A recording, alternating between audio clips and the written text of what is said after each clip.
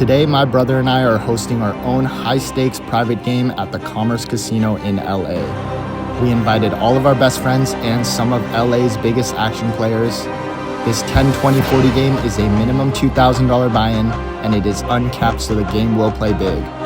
The lineup is set and the chips are stacked. Let's get into the action.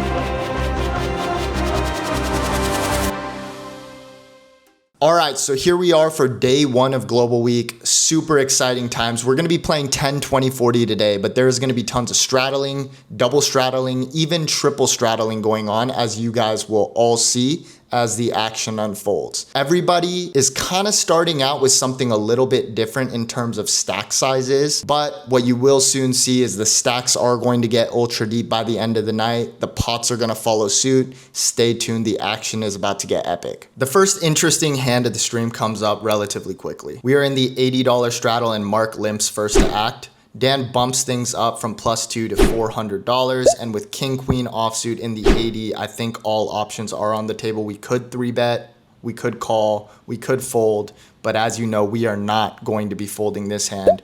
We call. That brings along Mark as well, so we're going to go 3 ways to a flop here. The flop is rather interesting. It comes ace-10-5 with 2 spades. When it checks in flow to Dan, he puts out a rather big continuation bet of $700. And without a spade in our hand, I think we can probably just consider folding this, given that we are out of position against 2 players, not just 1. But what can I say? I am a bit of calling a station, if you guys don't already know. So I am going to peel one off here, and Mark does get out of the way. The turn comes the 4 of hearts, which is a pretty big brick. And when I check it over, Dan decides to check it back, which is really good news for us because that means the door is open for us to bluff the river if needed. The river comes the 2 of clubs, which is honestly another pretty big brick. While, you know, some straights get there and stuff like that, neither of us are going to have a 3 very often. Either way, we just have king high here. We got to bluff if we're just being honest. The question is, how big should we bluff for? I think we will play some all-ins here, but then we start to kind of represent too thin of a value range, in my opinion. I'm going to want to value bet a lot of my ace-x here, and these would not be for an all-in size. So I decided to fire out for $1,800, looking to fold out hands like pocket 6s through 9s, maybe even some 10x type hands. Obviously, this bet is never going to get an ace to fold, but I do imagine other parts of his range aren't going to feel very comfortable facing this bet, so that is what I decide to target with this bet. Luckily, he does make a rather quick fold with Jack 9 of clubs, and we are going to win this pot. And even though it is quite a small pot, we are definitely happy to get the first bluff of the stream through. So literally just a few hands later, Rich Asian Bro opens up the action from +2 to $100. Gamble for my GF decides to 3-bet to $400 from the cutoff, and now Felt Finder decides to cold 4-bet from the button to $1,100. Facing all this action in front of me, and that's kind of when I look down at pocket jacks in the big blind. In most situations, to be honest, I think it's pretty reasonable to just fold the spot when there is a raise, a 3-bet, and a 4-bet in front of you, especially in these positions. However, this is just not one of those situations. We're on stream, and I got jacks, and I'm not going to be caught folding jacks on stream. I'm sorry. I'm just going to be all in here. If they got me beat and they have something really, really good, like kings, queens, or aces, it is what it is, and I will die with my pocket jacks. I cover everybody except for Mark, who is in the 3rd blind, but he is really rarely going to have a hand here, so this jam is really something like 6K effective with Felt Finder. We get pretty lucky here as no one has anything that can withstand this jam, so we're going to scoop up a pretty decent sized pot here uncontested. We're finally starting to build up a little bit of momentum, and we will look to continue to ramp up this aggression in future hands. So the next spot of the stream does come up shortly after again, and Mark is in the $80 straddle here, and Dan opens up the action from +1 to $250. Rich Asian Bro calls from the cutoff, and we're in the 3rd blind and look down at the best starting hand in poker, the pocket rockets. We bump things up to $1,140, and only Dan makes the call. We go heads up to a flop of Jack 8-7 rainbow with $3,000 almost already in the middle. I decide to start off with a check here, get a little bit sneaky with a hand that doesn't need a ton of protection. Dan does end up stabbing for $1,000, so it was a good thing that we checked. At this point though, I do decide to check raise my hand to $3,000, looking to shove on most clean turn cards, but it doesn't even come to that because Dan does not take too long before deciding that he wants to play for everything.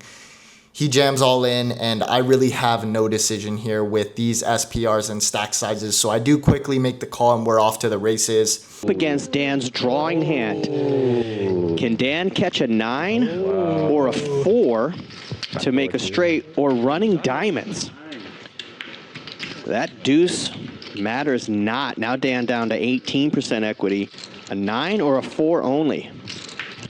He doesn't get there, so 18,200 headed over to one of the Global brothers, Global Kenny. We're gonna scoop up this $18,000 pot. I think I am ready for some more shots at this point, and we all know that I'm gonna be paying for these. The stand-up game is now on, and so is the $80 straddle. Mark limps from +1, and Clay opens up the action from the hijack to $200. Gambling for my girlfriend and James both make the call out of the blinds, and that's when I look down at ace-jack offsuit in the straddle.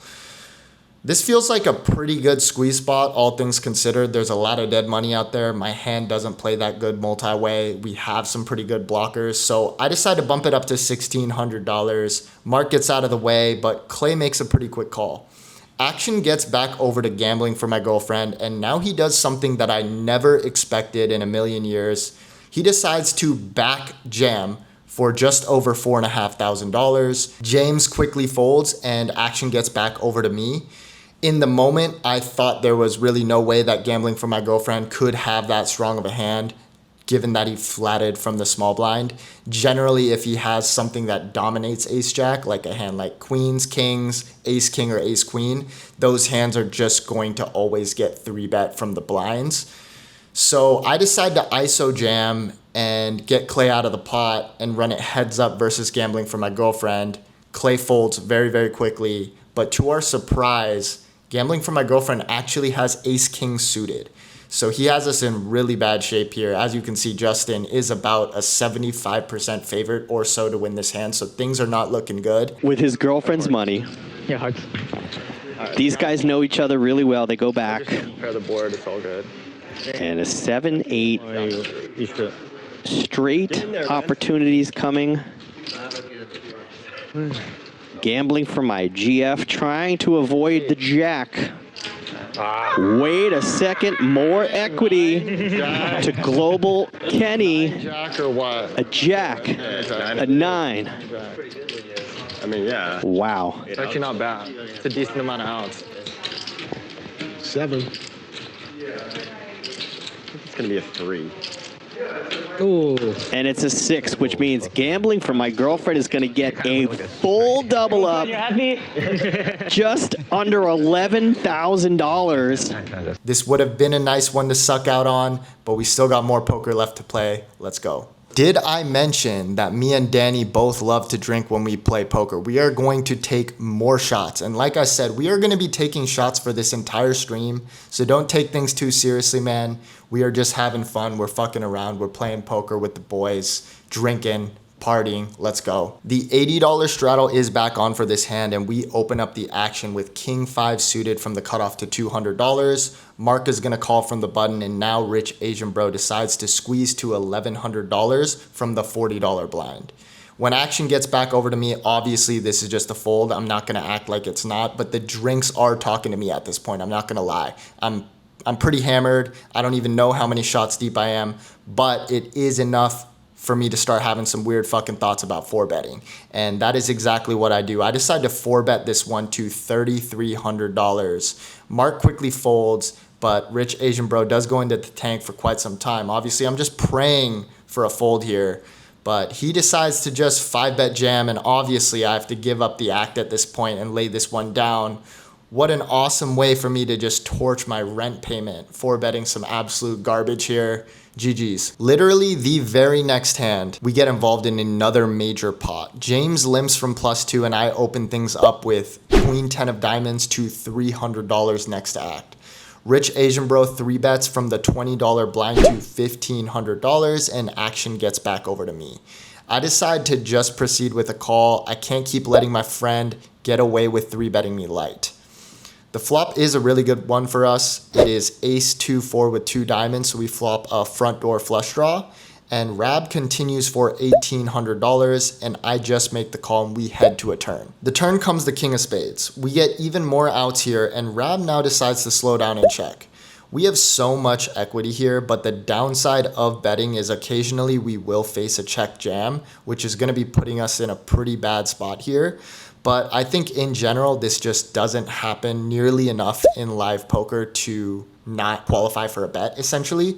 So I just decided to bet my equity. I go for a bet of $4,500 into a nearly $7,000 pot, pretty much hoping that he does anything but jam. I'm happy with a call. I'm happy with a fold. I do think hands like jacks, tens, queens are all going to fold for the most part. Rich Asian Bro does decide to call the turn bet though. So this kind of gives me reason to believe that he has a hand like ace 5, ace 4, ace 3 suited. These types of hands that are pot controlling on the turn, or maybe turn to king like king queen, king jack, hands like this. The river comes the 10 of hearts. This is not good for us. We do get a sliver of showdown value, but I really don't expect to be good here almost ever.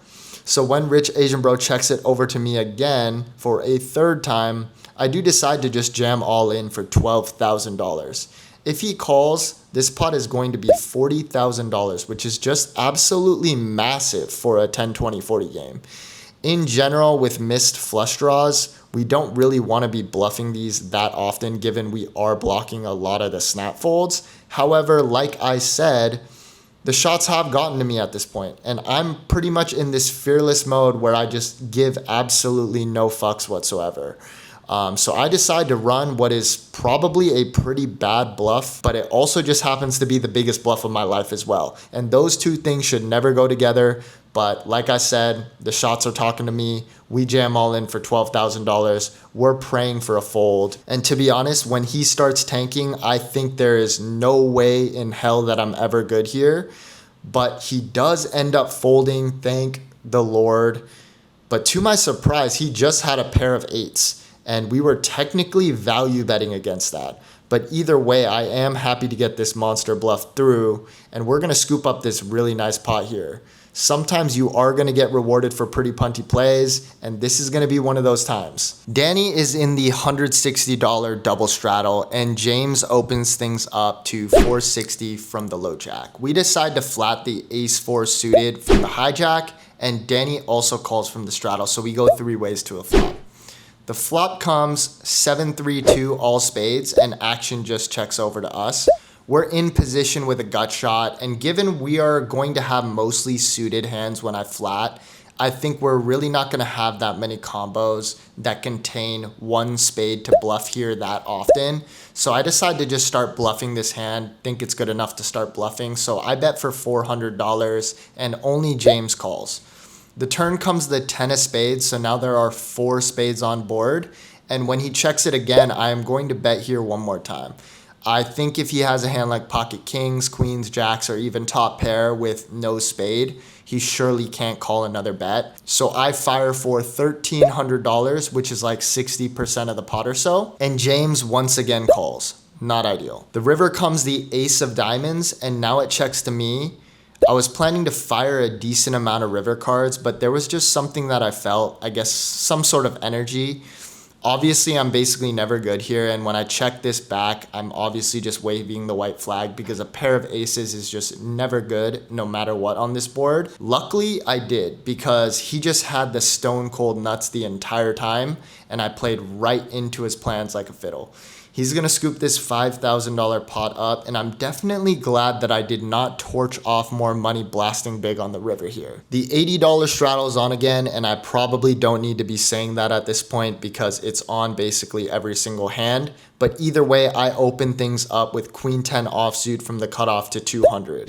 Now Clay decides to 3-bet to $1,000 from the $20 blind, and obviously this is a fold, I know that. But given that we are both still standing up for the stand-up game, and also Clay is a guy that I want to give some action to. He's been pretty active at this table all night. I call in position and we go heads up to a flop. The flop comes king, queen, 6 with 2 diamonds, and now Clay continues for $800. No decision here. I make the call and we're going to head to a turn. All things considered, when the king of clubs peels off on the turn, it's a pretty good card for me. There's just less kings in the deck for him to be holding now when there's 2 out there. So when he continues to fire for $2,300, I call once again and look to play some rivers. The river is a total brick. It's the 3 of hearts. And if he does fire again here, it's going to be a pretty tough spot depending on the size. But luckily, he seems to have waved the white flag and checks it over to me. I decide to check this one back, and we're going to scoop up this $8,500 pot against ace-9 offsuit. Did I say we were going to be drinking a lot of alcohol tonight? Another cheers, another round for the boys. Let's keep it going. This is, I don't even know how many rounds at this point, but we've been drinking all night long. We're getting hammered. Let's go. This gets us to the last hand I'll be covering today. The stand-up game is on and the $80 straddle is in play, and I open up the action from +1 to $200 with pocket kings. Rich Asian bro 3-bets from the button to $700 and action folds back over to me. If I'm going to be 4-betting hands like king 5 suited, I sure as hell am going to do it when I have a real hand as well. I bump it up to $2,300 and Rich Asian bro makes the call in position. We go heads up to a flop with nearly $5,000 already in the middle. The flop comes 6, 8, 9 two-tone, and on this specific board, I'll have a lot of whiffs from hands like ace, king, ace, queen, and some other random bluffs like king, queen, king, jack. So I decide to put this overpair into my checking range here as a trap.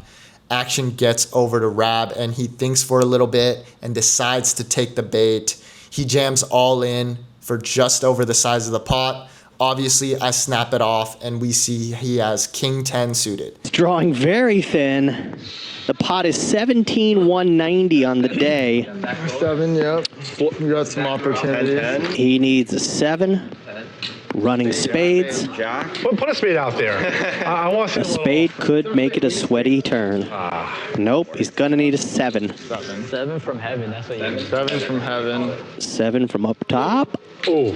Ooh, it's a 6, but that's not gonna do it. Global Kenny is gonna stack. So we are going to scoop up this nearly $20,000 pot to end off this stream in a very high note. What a way to start off Global Week with a massive W. We're going to end this stream with roughly a $20,000 profit as the biggest winner of the day. I do want to say though, I was just having fun today. I was just playing with a bunch of my friends, and this is certainly a game I'm more than happy to give tons of action for. I'm just trying to have a good time in games like this. And the day is far from over. The day is far from over. We have a fun night playing post-stream ahead of us, as well as a lot more drinks and degeneracy ahead. Yeah, we're about to go get some Korean barbecue with the boys. But in for 20,000, out for 36,575. So a profit of a little over 16,000. Pretty good day, pretty good session, plus 16K. Let's go. Closer to me now.